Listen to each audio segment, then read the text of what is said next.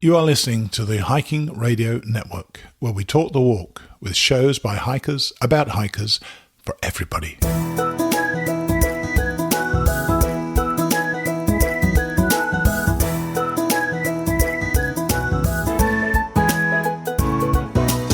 Mighty Blue on the Appalachian Trail, the ultimate midlife crisis. Join Steve and his guests every week as he staggers from Georgia to Maine.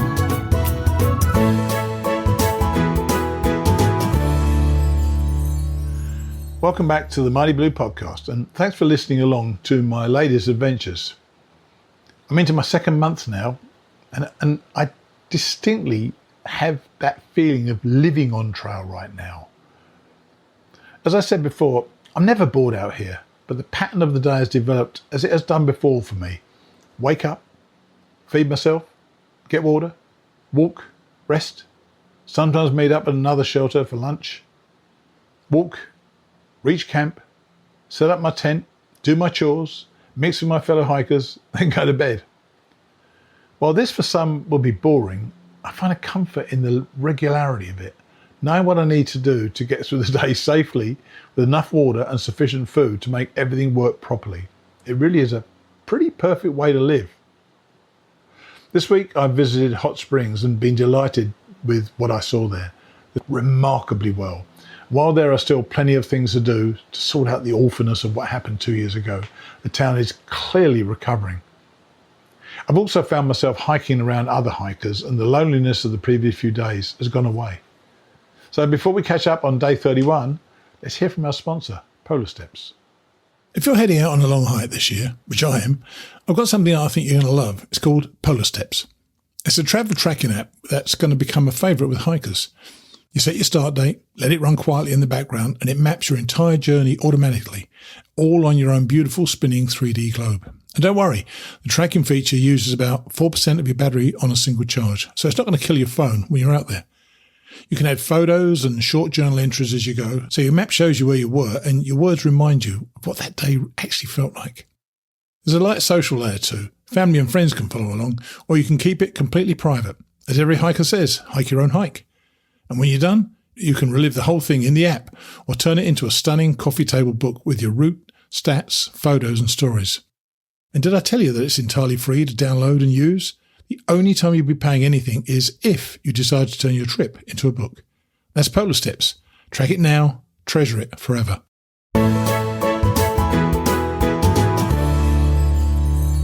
Day 31. Max Patch Road to a dirt road, 13 miles.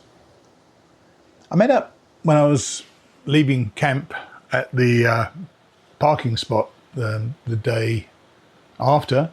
I met up with Nathan Eccles, a previous guest on the podcast. He was getting ready for a hike with his dog and he recognised me. It's kind of nice. All the others had gone earlier. So one guy had gone up to see the sunset up Max Patch, and I had been tempted, but I just can't get my arse into gear, to be honest with you. So, the climb up Max Patch always feels epic. It's fairly short, but you've got these steps, which I suppose are probably as much made for the general public as it is for hikers, I suppose, to make it easier to get up there.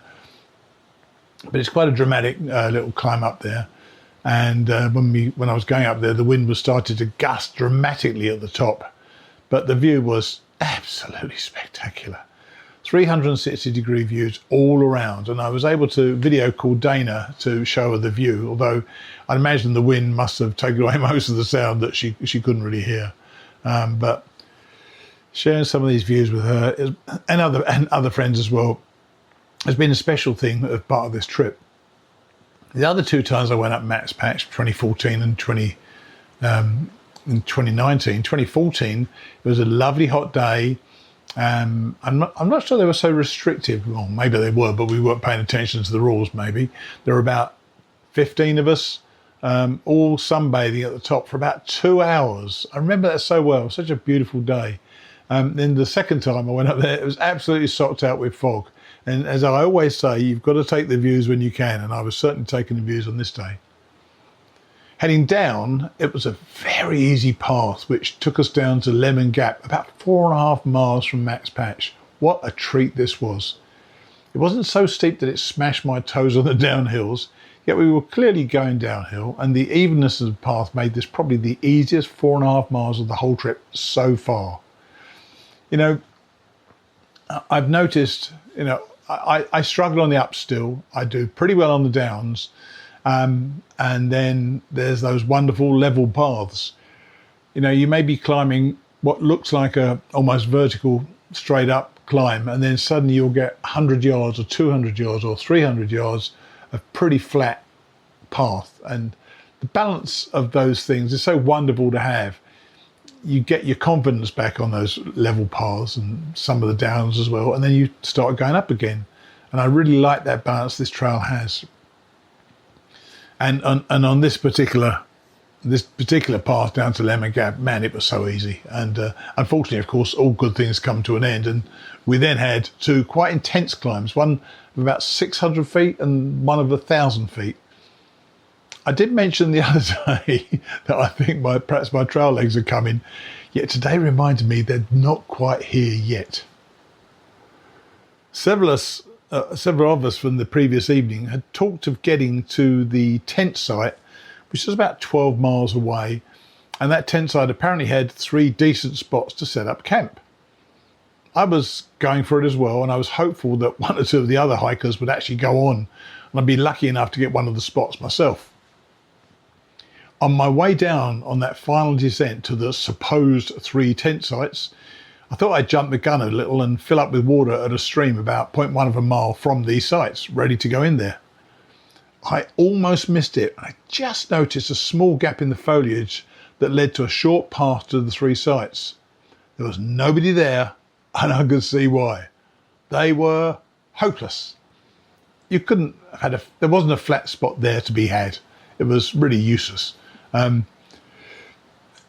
Looking at far out, I'd seen that there was a forest road about another half mile down the mountain, and that this would easily take 10 tents. And I kind of presumed or thought or hoped that other people would be down there, but when I got there at 4:30 p.m, there was no one there. I had my water, of course, because I'd already filled it at the top, so I could stay there. And I sat in my chair for a while I considered whether or not to stay there. In the end, I decided to stay there for my first night camping by myself. I thought back to the first time this happened, back to 2014, when I was over 400 miles in. I found myself staying at a tent site called, of all things, Camp Daddy Longlegs. I recall being quite nervous, but as I settled down in my tent, I quickly fell asleep, and of course, no harm came to me. On this day, though, I knew what I had to do. So I set up my tent, hung my food with the PCT hang, and somebody on Facebook commented what a good hang that was, which it was. And I'm using a catted iron filter system that I hang from a branch of a tree to let the gravity move the water through the filter and the tube to my bottles. I sat up my chair, of course, had a bit of food, and watched a couple of TV programs before retiring to bed. I should say, though, that I also set up my chair inside my tent. I bought one of those foam pads to try this out several days before, but I hadn't got round to it yet. But this seemed the perfect time because there was no one around really, and it worked out really well.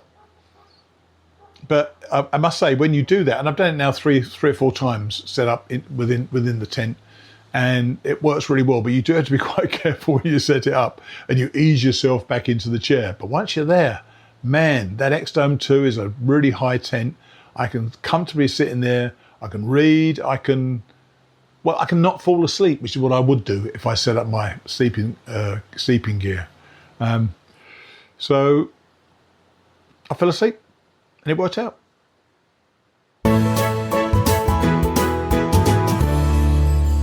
Day 32, which was last Thursday, as it happens. Dirt road to Hot Springs, about a 7.5 mile day. Funnily enough, I did not die in the night. You know, I've slept on my own in the woods several times now, and any wariness about it has gone away. I prefer to spend time with other people, so I'd rather be at a shelter with other people around. or just a tent site with other people around. But frankly, I'm okay by myself as well. There is a certain amount of adventure, I suppose, associated with it. And the comfort level I have with it is greater than I ever imagined it would be. You know, sitting there in the dark, as it's getting darker, making your food and hearing noises around you, sometimes not, but with your light, you know, and your headlamp, it can be a nerve-wracking thing, although I've not really found it that way. But I've thoroughly enjoyed it. And on this morning, I set my alarm for 5 and got up for my breakfast. Sat in the dark with my headlamp on, had coffee and breakfast. I felt very calm and I felt very comfortable being where I was. It was going to be a short day, largely downhill into some hot springs, and I was really looking forward to seeing the town again.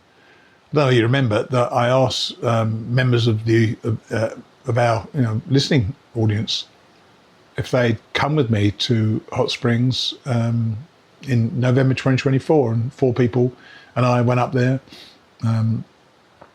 Alan, Ellen, Rob and Stuart, and we did what we could, which was very little obviously, but I feel that turning up to offer our help to people, and one of my enduring memories of it is seeing my friend Rob Diamond using a pickaxe just to break up this piece of concrete. I mean, the place was a shambles when I'd seen it. So I was kind of looking forward to seeing how it had come on from those days. Once I'd broken camp, there were a few gentle climbs before descending into the old town. I don't really know what I expected to see. The last time I'd been there, the place really did look like a wreck. But as I approached the main drag, everything looked largely back to normal. There was the Smoky Mountain Diner, the Dollar Store, the Elmer's at Sunnybank Inn, and I kind of breathed a sigh of relief. I immediately went to the Smoky Mountain Diner and massacred a Smoky Mountain breakfast with bacon, biscuits and gravy, 3 fried eggs, hash browns. Some things never change, thankfully. It's a great place, Smoky Mountain Diner, and I strongly advise you to eat all your meals there when you get there. Afterwards, I headed up to Elmer's, and there was a note on the door informing me which room I was in, so I let myself in and found my way to room number 6, which was very nice, actually. Really, it's an old place. It's Elmer has obviously lost a step, but he's 89 and he's still running a hostel. Amazing man. I decided to look around and went further up the main drag to see the new building for Bluff Mountain Outfitters and walked in to check it out. I already had a list of things I wanted for the next few days in the woods, and I was pretty much able to buy everything I needed. It's a really good outfitter, so well worth a visit as well. And further along the main street, I could see several bars and restaurants that were open. I almost had a tear in my eye over the recovery from the memory of that blighted place after Hurricane Helene. I just didn't think it would come back, but it's definitely come back. In fact, somebody told me that day, while he said it's terrible what's happened here, and for the people in particular, it's terrible what's happened here, a lot of things have happened in Hot Springs since it happened, which the town needed to do. So I don't actually know what that means, but in terms of the infrastructure, perhaps they've improved the infrastructure. So please visit Hot Springs if you can. It's a great place to go to. Later that day, I met up with Elmer and the guy working with him, whose name I'm afraid I can't remember, and I've spoken to him several times. And I was asking for some laundry, and they told me that I could take it to Ike, who lived a couple of doors down, and he'd take care of it for a bargain, $5. I bundled everything together after calling Ike and walked over to drop off my clothes and his $5. I was meeting Paul Curtin, who had been a guest on the show, and he was bringing a couple of members of the Carolina Mountain Club with him to meet me, which was nice. I think they wanted me to do some trail maintenance, but it's all my energy at the moment to walk. So the chance of the thought of doing trail maintenance just really wasn't on the schedule for me. I got there, ordered a beer, and Paul turned up soon after with his wife and 2 fellow Mountain Club members. We had a fun evening actually, and marvelled at the recovery. And one of the Mountain Club members had a lot of knowledge about the town and how things had changed and how things were getting back to normal. On the way back to Elmer's, I was unable to pass the pizza shop, the pizza restaurant, in fact. So I went in, had a pizza and a glass of wine. Happy days.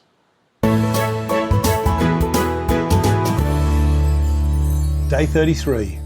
Hot Springs to Spring Mountain Shelter, a 10.9 mile day. I slept fairly well at Elmer's and headed over to, of course, the Smoky Mountain Diner for breakfast. Sitting there having his breakfast was John Jordan, or Morning Glory, a previous guest on the show. We sat and chatted for a while, and my food took nearly an hour to arrive. I'm not entirely sure what happened, but it did eventually turn up, and I woofed it down again. Same breakfast as I had had the day before. I was about to leave when John, who had already left to pick up 3 section hikers, came back in with them and introduced them to me, telling me that they were fangirls. Apparently, Laurie is the listener, and her buddy, one Croc, shared her trail name with me. She seemed to want me to know that. When I went to check out, the lady at the till asked me how my breakfast was, and I promise you, this was just as a throwaway line. I said something like, it's taken an hour to get it, but it was worth it. And she told me that it's comped, okay? We don't have any money for it. And she would have none of it. I said, no, of course I'm going to pay, and I want to pay. It was great. I really enjoy it. But she was having none of it. And I felt like we were going to end up having a row if I didn't go. So I did. And I felt bad about it. I didn't want that to be my last contact with the Smoky Mountain Diner. If anybody's listening to the Smoky Mountain Diner, I did not mean it as a complaint. I promise you. And I would love to have paid for my breakfast. So, well, there you go. Not so much I can do about that now. I gathered my stuff up from Elmer's, settled up the bill, and headed out of town. There's a new bridge being built, which is another of the infrastructure projects which I'm sure was needed. And the Appalachian Trail has been accommodated with steps down to walk beside the river and along the riverbank as it was before. I knew it was going to be a tough day because to get to the shelter 10 miles away, there was nearly 4,000 feet of ascent to negotiate. So I simply took my time. While I was getting some water, I bumped into a woman I'd seen at Elmer's the previous evening, Megan, or Bright Spot. She's a nurse and very chatty, very, very friendly. She was slack packing back to Hot Springs, and so I asked her if I could interview her, and she agreed. I'll play it after this. I made it to the shelter. I quickly found a spot to set my tent up in, made some food, chatted with my fellow hikers, then took my chair into my tent for a read before settling down for the night. I was pretty content with my achievement that day because it had been a tough day, yet I'd still done it. There's a certain contentedness to laying your head on your pillow after a day when you worked hard and achieved what you set out to do. I felt that way that day.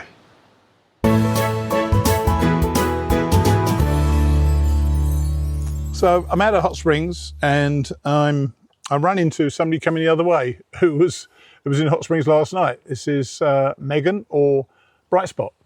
How'd you get the name? Oh, I was hiking one day and I seen a gentleman going uphill carrying what looked like 2-packs. He said his original name was 2-pack, and they'd wound up changing it to kitchen sink. So he definitely was having a go at this hill. I know the guy. I met him in the Smokies, I think. Yep. He's wonderful. He's a very, very nice man. But, you could tell it looked tough. It looked tough. He earned his name, and we decided to sit down and talk just about the trail and what it meant to us and just being here and the right to choose. We get to choose how heavy the load we carry is, whatever that load may be, whether it's physical or mental, we get to choose it. And, we just had a very, very good conversation in the end. He said, you know what? Your name's Bright Spot. That's a lovely name. Yeah, and so in the end, we seen each other at the shelter, and he walked in, he's like, there's Bright Spot. And I just loved it. Thought it was a great name. It's nice to give a name and nice to receive a name as well. Mm-hmm. So what are you doing out here? Why has this been a dream for some time? For 20 years. I've heard about this when I was 20 years old, and I just thought it fit. I definitely am an outdoors person. I like to be outside. I'm a sunshine junkie. I don't ever want to go in the house. I push mow my own grass. I'm never going to get a rider. I try to keep outdoors as long as I can. So it just seemed to be the right thing. Just happened to take 20 years to get here. So how do you, you've given the math away, you're at the age of nearly 40 or around that age. How do you get away from life? Because 40 is a time at which you're establishing careers and stuff like that. How do you do that? Well, the reason why I didn't go earlier was I wound up having my daughter, who's now 19 years old. They're in college. Right. So we got college paid for. That's out of the way. And Woo-hoo, off the payroll. Yep. And then I wound up taking a job 2 years ago that was a 2-year sign-on. And that ended March 13th. So then that lined it up. So then I didn't have to be in that position anymore. And you know, it sounds funny enough, but I actually got married March 7th. So now I have insurance too. So You got married March the 7th, and then you've left your husband to go on a 6-month hike. But he's coming out today. yes, he is. Yes. Yeah. And how long are you going to take time off the trail? Just about a day and a half. Oh, right. Oh, not that romantic, really, is it? No, but he said he missed me so much. He's making the 9-hour drive just to spend 40 hours with me, I guess. That's cool. So is it turning out to be what you thought it would be? More. In what way? It's just everything. I think that this is kind of like going to Disneyland every single day. Oh my gosh. Really? You get to wake up. Is that struggling uphill? I don't even think. You keep your hat down low and you just keep moving. Yeah. And it's a beautiful thing. You'll make it up the hill, and when you get to the top, you lift up the hat and see a gorgeous view. Yeah. Well, not every time, unfortunately, not every time. Not every time. So what about the community? Are you enjoying the community? I love it. Everyone out here is wonderful. They're all happy, bright, willing to have conversation. Shy people come out here. They're not shy anymore. Everybody is wonderful every night. You meet new people. You eat with new people. That's a special thing. It's quite the experience. Yeah, it's a special thing every time. I felt, as I said to you before we started recording, that I felt a little bit lonely the last couple of days. It's nice, obviously, to bump into people and talk to them. I actually camped by myself 2 nights ago with no one around in the forest, which is a kind of strange experience. It is a strange By the way, experience. have you done that yet? I camped with one other person. So I originally showed up by myself, and then another one came eventually. But it is a different feeling. Yeah. So when did you start? What date? March did you start? 29th. Oh, right. Okay. You're only a few days after me. And do you think you're making good progress yourself? I mean, have you got a date in mind when you might finish? I just take one day at a time. This will take as long as God willing it takes. So, I have no direct plan. Just keep moving north. And eventually get back to your husband. And eventually get back to my husband, yeah. There you go. Well, thanks for talking to us. Appreciate it. Oh, thanks. Nice to meet you. Cheers. Nice to meet you too.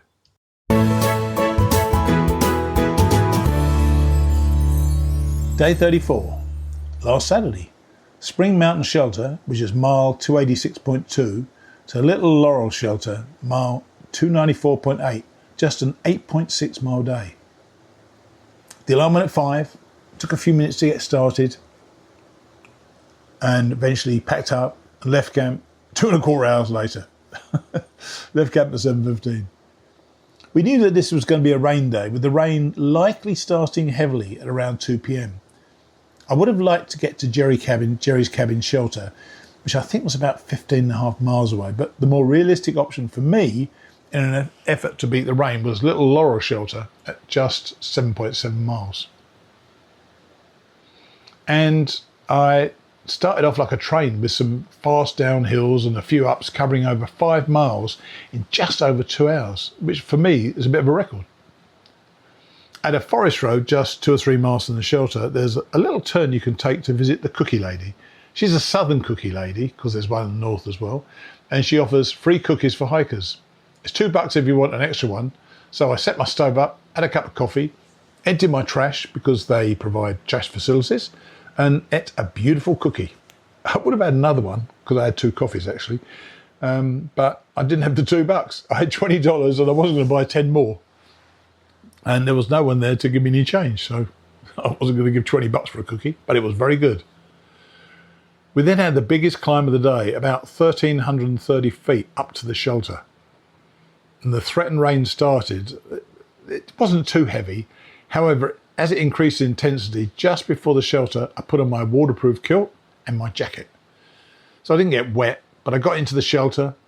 I set up my chair in the shelter because there was no one else there. Actually, there were some other people there, but I wasn't in anybody's way. And I immediately set up my air pad and sleeping bag on top. I was going to stay in the shelter that night, and I'd made my decision about that. I didn't want to pack up a wet tent, and something I try to avoid doing as much as I can. And I started to cool down, and my wet shirt was wet from the sweat, by the way, was clearly not doing me a lot of good. and I changed into my thermal top, which I used for bed. I put 2 jackets on top of that and still wasn't fully warmed up. So I actually got into bed and slept for about 3/4 of an hour. When I had arrived at the shelter, there were 2 young women, one of them I'd met before, and they decided to move on to the next shelter. Another guy heading south came in, told me that he was Clee, short for Cleveland. He was a section hiker, nice fella, and he was actually going to have to quit the trail that day because his knee was playing him up. And there was another guy named Wolf. He joined us, and the 3 of us spent quite a convivial evening. Wolf was an extremely experienced hiker, and I asked him if he would mind being interviewed, which he agreed to. I'll play that after this. I watched 2 of my TV shows with my AirPods back in and turned in at around, 8:45. The rain had stopped by now, so it was pretty easy to fall asleep. On the subject of staying in shelters, I don't do it much. I tend to do it if there's rain around. I don't think a mouse has ever run over me in the night. I don't think I've ever had a mouse nibble anything of me or anything of mine while I've been at a shelter. I mean, they're not great, but I think when you do this hike, you do become extraordinarily feral and your standards slip way more than you might otherwise imagine.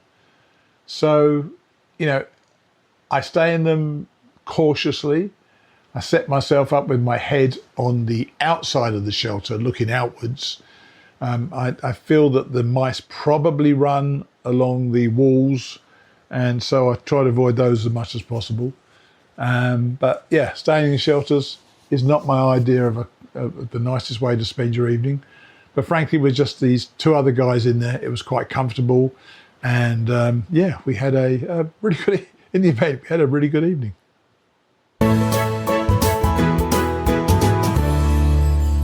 So I'm sitting here in Little Laurel Shelter after a very wet day yesterday with a guy called Wolf. Hey, Wolf, thanks for talking with me. Good morning. What's your real name? My name's Keith Kimball. Keith Kimball. But everybody on the trail knows me as Wolf. And you've done this a few times. Yes. And I'm going for my 3rd, but you've got to dwarf that. So tell me what you've done. Well, I've done the Appalachian Trail 5 complete times, twice northbound, twice southbound, and the 5th time was done solely in the winter. I've done close to the whole trail just in pieces, section hike. Sure. For number 6, so I'm doing a through hike to finish number 7. So what's bringing you back here? I know you've done other trails, but this is the AT we're talking about at the moment right now. You've done the PCT, CDT, you've got 2 Triple Crowns or working on 3, is that right? Yeah, I'm a double Triple Crowner. Right. If I do the CDT one more time, it'll be a Triple Crowner. And to me, just coming back to the Appalachian Trail, it's always been, your first true love. Yeah. Where I first started, and I've always come to as knowing me as a home. Do you think if you'd done the PCT first or the CDT first, that would have been your true love? Maybe back in the day, I've talked to a lot of PCT hikers, and it's their first true love. Sure. So it does have that special point in your life. And for some context, you did this before you went in the army as a kid, didn't you? Correct. So when was your first through hike?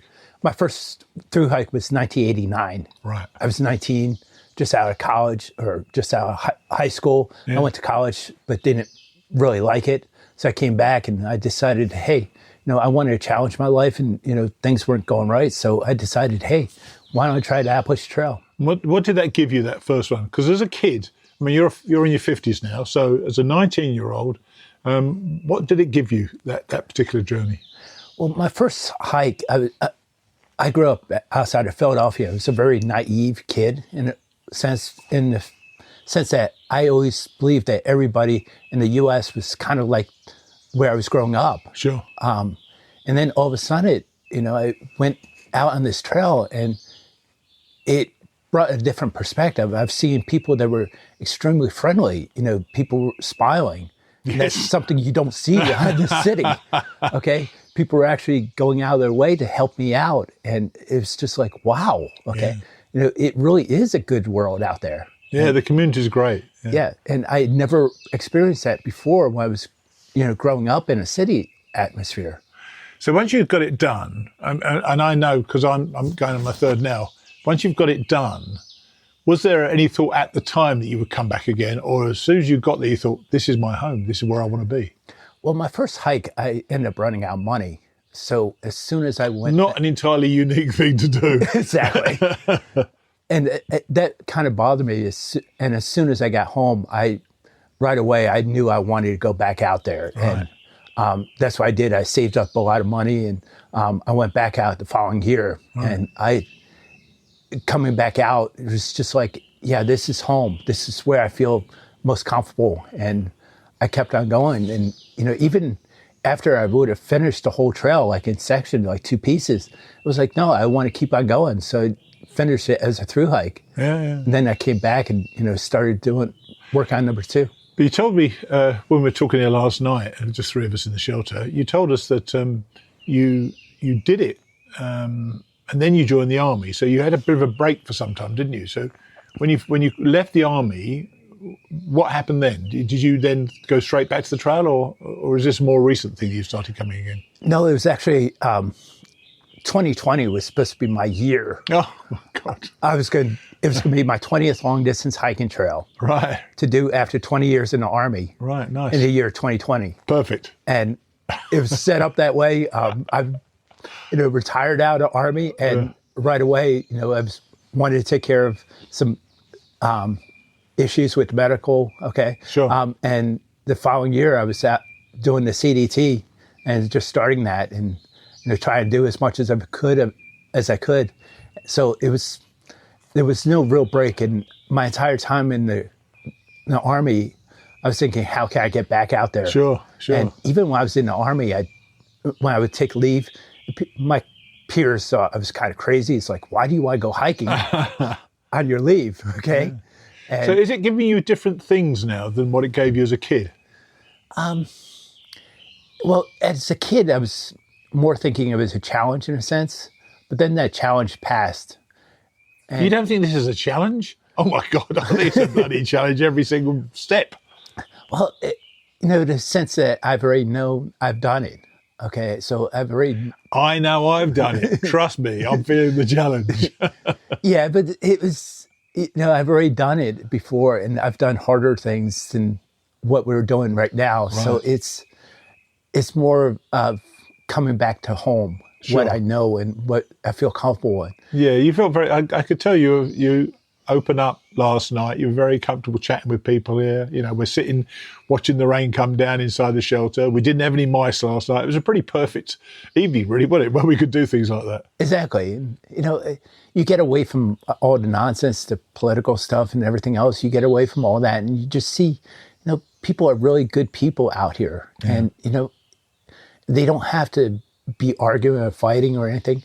One thing I really liked about this trail is, you have people that are very well off. You have people that are struggling, okay? But you all have that common denominator. That's right. No one cares. Exactly. One cares. Yeah. Nobody cares. Nobody cares if you're Democrat. Nobody cares if you're Republican. Yeah. We're all doing the same thing, and we're all enjoying it. That's right. You and I met at nearly 300, something like that. We know what it's taken us to get to mile 300. So there's that mutual respect and understanding about what the other person's done. Mm-hmm. Well, look, I appreciate you talking to me, and congratulations. And I hope you get to 10 through hikes, or however many you need, because you still haven't reached the age I was when I started hiking. So you've got plenty of time to go. Yeah. Well, thanks for talking. I appreciate it. Thank you. Cheers.